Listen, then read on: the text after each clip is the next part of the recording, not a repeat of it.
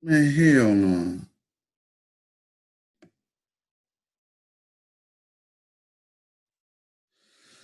All right.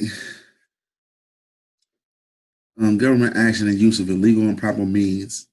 A. Covert action.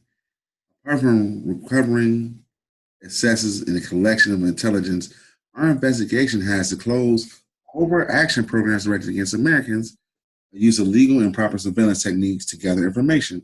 For example, FBI COINTELPRO. Our intelligence program was designed to disrupt groups and neutralize individuals it deemed to be a threat to domestic security. The FBI resorted to counterintelligence tactics in part because its chief officials believed that the existing law could not control the activities of certain dissident groups, and that these court decisions was tied in the hands of the intelligence community. Whatever opinion one holds about the policies of the targeted groups, many of the techniques employed by the FBI were indisputably degrading to a free society. COINTELPRO tactics included anonymously attacking the political beliefs of the targets in order to reduce their employments to fire the employers to fire them. We see a lot of that today. Anonymously mailing letters to the spouses of intelligence targets for the purpose of destroying their marriages. Obtaining from the IRS the tax returns of the targets, and then intending to revoke the IRS investigation for express purpose of deterring a protest leader from attending the Democratic National Convention. Falsely and anonymously labeling as a government informant members of a group known to be violent, thereby exposing a falsely labeled member to expulsion or physical attack. See, that's another thing too in the black community. You got to watch who you calling a snitch and who you calling all that stuff like that, the coon and all that stuff. You know, when they doing the darts and the bombs like that, may be the coon, might be the rat. You know what I'm saying? It's a known tactic to throw it off. You know what I'm saying? Pursuant to the instruction to use misinformation to disrupt demonstrators, employing such means as broadcasting fake orders to the same citizen band radio frequency. Use the media, like I said before, used by demonstration marshals to attempt to control demonstrations, duplicating and falsely filling out forms, soliciting housing for the persons coming to a demonstration, thereby causing a long and useless journey to locate these addresses. Steve Cokie talked about this one time that's happening to him, about how he had to go to Atlanta from Virginia, and they sent him all the way to Detroit and had him laid over there for about 8 hours. Sending an anonymous letter to the leader of the Chicago street gang, described as violent prone.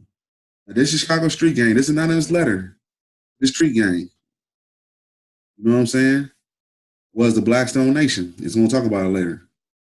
Stating that the Black Panthers were supposed to have a hit on you. The letter suggested that because it may intensify anonymously the calls of the street gang leaders to take retaliatory action. On this one, we got to go a little bit deeper on this one. Chicago one sending an anonymous letter to the street gang, because this worked real good out in L.A. Matter of fact, it worked so good in L.A. that L.A.'s Bloods and Crips still busting on each other. This didn't really work in Chicago like that. You know what I'm saying? Jeff Ford wasn't having it. Larry Hoover wasn't having it. The guy who ran the Black Panther Party was Fred Hampton. You know what I'm saying?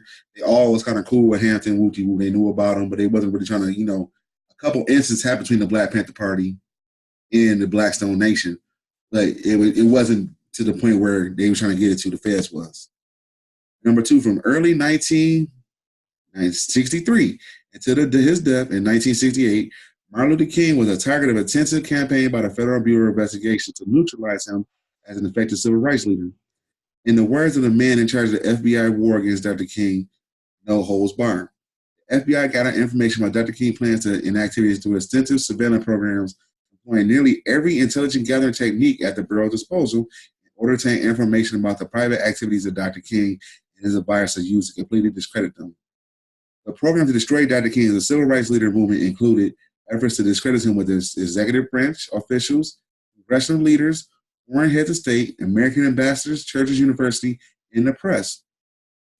The FBI mailed Dr. King a tape recording made from microphones hidden in his hotel room, which one asked to testify as an attempt to destroy King's marriage.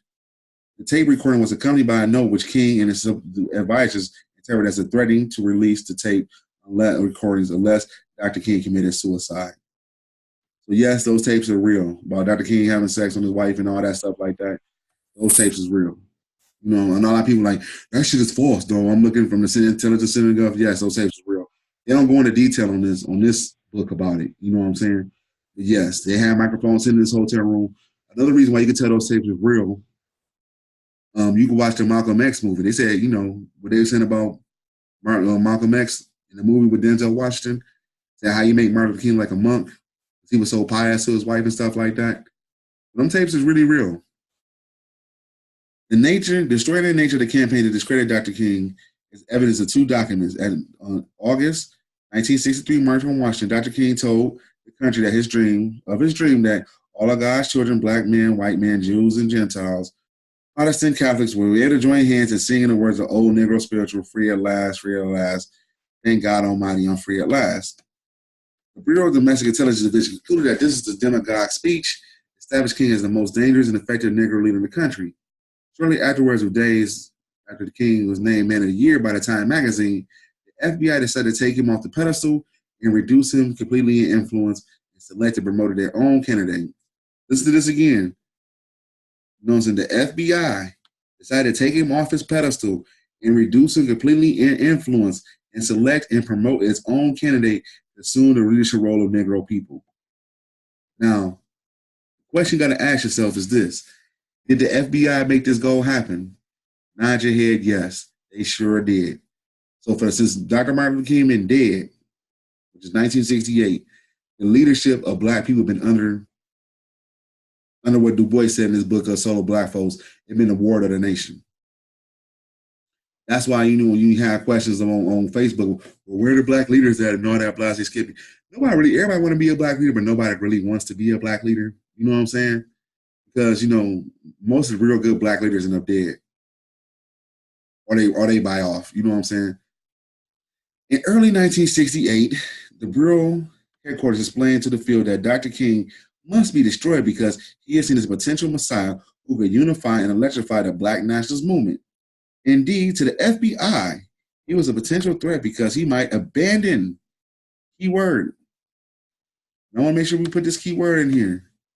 He was a potential threat. Indeed, to the FBI, he was a potential threat because he might abandon his opposed doctrine to white liberal doctrines. His opposed obedience to white liberal doctrines, nonviolence. Remember when you got Colin Kaepernick kneeling and stuff like that's a white liberal doctrine.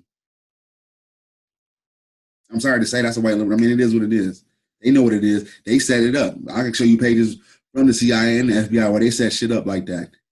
In short, a nonviolent man who was to be secretly attacked and destroyed as insurance against his abandoning his nonviolence. You know, so what more can you say about that? They didn't make no so if you violent or nonviolent, it's supposed either you black, you suspected that you could break that shit. But it don't really even matter.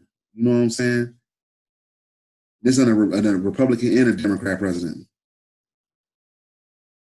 So, you know, we got to wake up, y'all. This is from the book. I'm going to go a little bit more out of this book. Give y'all a little bit more what y'all looking for and stuff. But like I said, I'm on the channel. It's Koski. Fun day. You know,